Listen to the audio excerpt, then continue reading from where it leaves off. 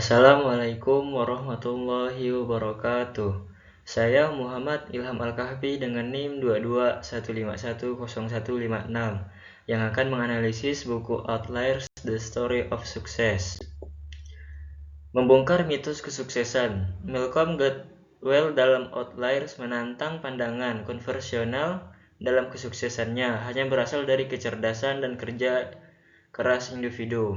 Dan Malcolm Gladwell berpendapat bahwa kesuksesan luar biasa bukanlah hasil bakat individu semata, tetapi produk dari serangkaian faktor tak terduga, keberuntungan, kesempatan, warisan budaya, dan lingkungan. Bagian 1. Peluang atau opportunity itu dibagi menjadi 3 bagian. Yang pertama itu the Medhow Effect. Anak yang lahir di awal tahun memiliki keuntungan awal yang terakumulasi menciptakan kesenjangan. Dan yang kedua itu ada aturan 10 jam. Keahlian kelas dunia membutuhkan sekitaran 10 jam latihan yang disengaja. Dan yang terakhir itu adalah masalah dengan jenius. IQ tinggi tidak menjamin kesuksesan tanpa kepintaran praktis atau kecerdasan sosial. Studi kasus peluang itu dibagi menjadi 2. Yang pertama itu terdapat pemain hoki Kanada. Anak yang lahir di awal tahun mendapatkan keuntungan karena lebih matang secara fisik yang berujung pada perlatihan lebih intensif dan peluang lebih besar.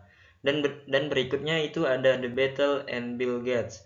The Battle berlatih ribuan jam dihubungi. Bill Gates memiliki akses awal ke programan komputer. Keduanya menunjukkan pentingnya 10 jam latihan. Dan bagian 2 itu warisan atau legasi. Itu dibagi menjadi 3. Yang pertama itu peran warisan budaya. Budaya kehormatan di Appalachia dan di hierarki di Korea mempengaruhi perilaku dan hasil. Yang kedua itu terdapat sawah, padi, dan tes matematika. Budaya kerja keras dari sawah, padi di Asia berkorelasi dengan keunggulan matematika siswa. Dan yang terakhir itu terdapat liburan musim panas, kesenjangan presentasi siswa, kaya sampai miskin dipengaruhi oleh akses kegiatan pengayaan selama liburan. Relevansi dengan konsep sertifikasi sosial.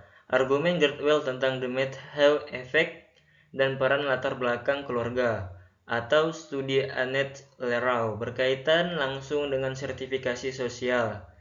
Yang pertama itu modal sosial dan ekonomi yang diwariskan memberikan keuntungan yang tidak pantas.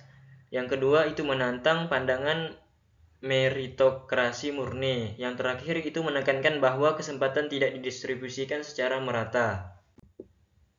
Relevansi dengan teori pembelajaran itu dibagi menjadi 3. Yang pertama aturan 10 jam, kerangka kuat, memahami pentingnya latihan yang disengaja. Yang kedua, praktik berulang terhubung dengan teori pembelajaran yang menekankan praktik dan umpan balik. Dan yang terakhir itu terdapat bakat bawaan tidak cukup tanpa komitmen waktu yang besar. Relevansi dengan pengaruh budaya dalam organisasi. Analisis Gladwell tentang warisan budaya dalam kasus kecelakaan pesawat Korean Air relevan untuk studi manajemen antar budaya.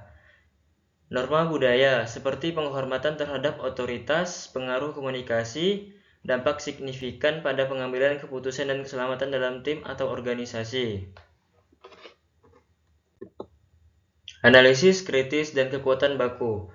Untuk kritik buku ini yaitu adalah Gladwell kadang menyederhanakan hubungan sebab sampai akibat, mengabaikan peran bakat bawaan demi tesis utamanya.